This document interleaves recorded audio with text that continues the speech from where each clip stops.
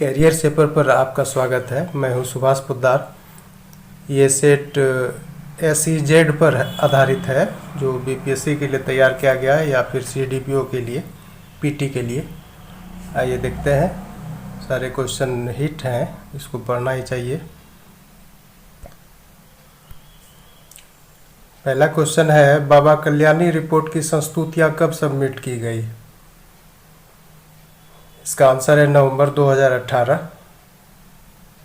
Baba Kalyani report की संस्तुतियाँ यानी recommendation, इसको कब सबमिट किया गया? नवंबर 2018 में। दूसरा क्वेश्चन है, सेज विधान को रीराइट करने में कॉमर्स मिनिस्ट्री को किसकी संस्तुति गाइड करेगी? सेज विधान फिर से लिखा जाना है, रीराइट किया जाना है, और ये कॉमर्स मिनिस्ट्री के द्वारा होगा।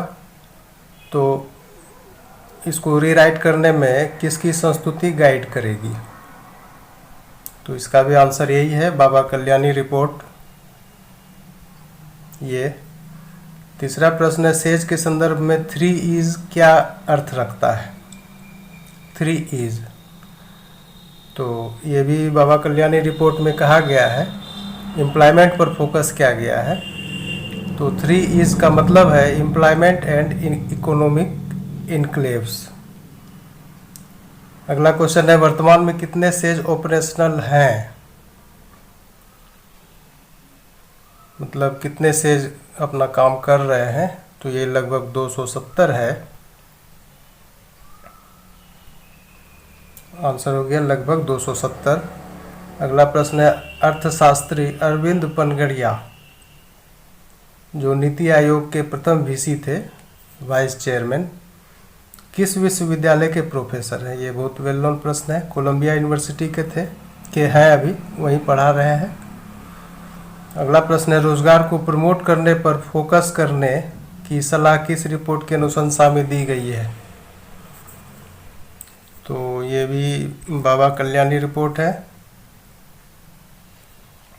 अगला प्रश्न है, पिछले वर्ष की तुलना में अप्रैल-दिसंबर 2021 में सेज से निर्यात में कितने प्रतिशत की बढ़ोतरी दर्ज की गई है? आंसर है 25%।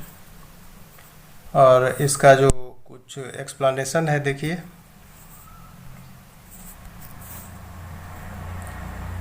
थोड़ा सा एक्सप्लेनेशन इसमें दिया गया है कि एक्सपोर्ट फ्रॉम सेज, ये, और फाइनेंशियल ईयर 2020-21 इसमें कितना हुआ है? $102.3 बिलियन, जबकि अप्रैल-दिसंबर 2021 में $93 बिलियन हुआ है।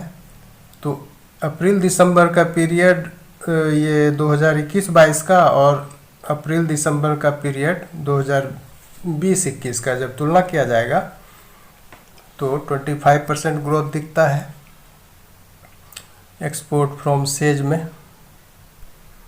अगला प्रश्न है, रिटेल इन्फ्लेशन के लिए RBI का थ्रेशोल्ड क्या है? खुदरा मुद्रास्फीति जो होता है उसमें RBI का थ्रेशोल्ड कितना है? तो ये रेंज है, रेंज को ही थ्रेशोल्ड बोला जाता है। 2 to 6%, 2 से 6%। नेक्स्ट क्वेश्चन है,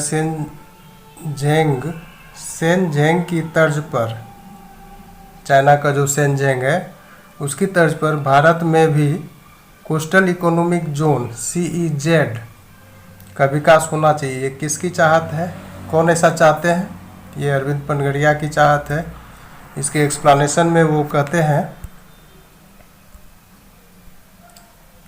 एक्सप्लेनेशन में, कि भारत की 7517 किलोमीटर की तट रेखा 9 राज्यों को शामिल करती है, और इनका यही उद्देश्य है कि ये जो तट रेखा इतना लंबा है, इसको एक्सपोर्ट के लिए खोला जाए। तो वस्तुओं को बाहर भेजने के लिए डीप ड्राफ्ट पोर्ट्स के नज़दीक लार्ज हब्स या इंडस्ट्रियल क्लस्टर्स का विकास कर इस तट रेखा को खोला जा सकता है। और फिर साथ ही at the same time firm जो है वो हिंटरलैंड में Tier 2 और Tier 3 सिटीज़ में लोकेट होने के लिए अपना ये चयन कर सकता है। तो इससे क्या होगा, वहाँ पर लेबर जो है वो सस्ते रेट में उपलब्ध हो जाएगा, और कॉस्ट ऑफ लिविंग जो है वो भी कम पड़ेगा तुलनात्मक रूप से। और ये सब करने से फ़ायदा क्या होगा, इससे एपारेल, फुटवियर, फर्नीचर में जो लेबर इंटेंसिव एक्सपोर्ट्स है उसको काफ़ी इंकरेजमेंट मिलेगा। इसी थेसिस के आधार पर उनका कहना है कि CEZ का विकास होना चाहिए भारत के तट रेखाओं पर। तो ये था आपका छोटा सा सेट सेज पर। ये सब क्वेश्चन अहम है, इसको देखें और अच्छा रहेगा।